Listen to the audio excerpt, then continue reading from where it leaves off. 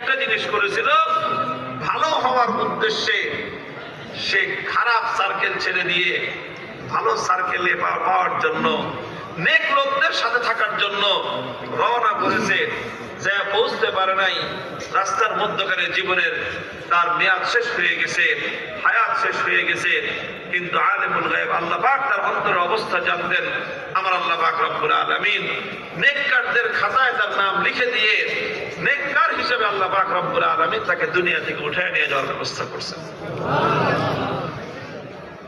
والذين جاهدوا فينا لنهدينهم سبلنا وإن الله لمع المحسنين।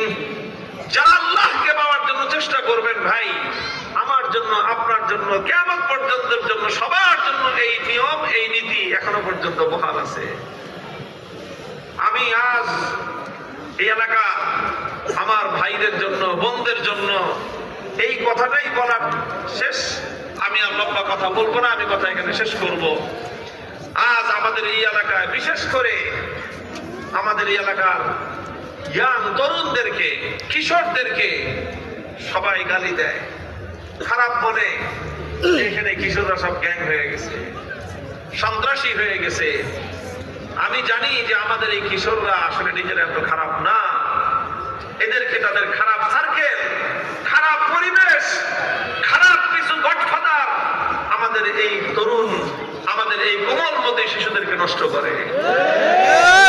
তোমরা এইসব খারাপ সার্কেল ছাড়ো, এই সমস্ত খারাপ নেতাদের পিছনে ঘোরা বন্ধ করো, দুনিয়ার কয়েকদিনের মৌজ ফুর্তি করার নেশা ছাড়ো, আল্লাহর পথে আসা শুরু করো।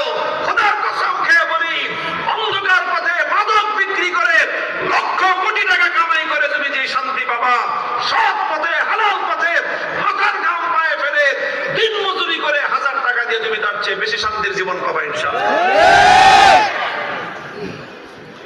ইনশাআল্লাহ। আমি তোমাদের ভাই, আমি তোমাদের ভাই, ভাই বলে তোমাদেরকে বুকে জড়ায় ধরার জন্যই চেষ্টা করতেছি। ভাই যেরকম তার ভাইকে সর্ব অবস্থায় সকল বিপদ থেকে রক্ষা করার চেষ্টা করে, আমি তোমাদেরকে রক্ষা করার জন্য ওইরকম ভাবে চেষ্টা করবো ইনশাআল্লাহ। তোমরা আসো আমার কাছে, আমি তোমাদের সাথে আছি ইনশাআল্লাহ। আমরা সৎ সংসর্গ, ভালো সহবত,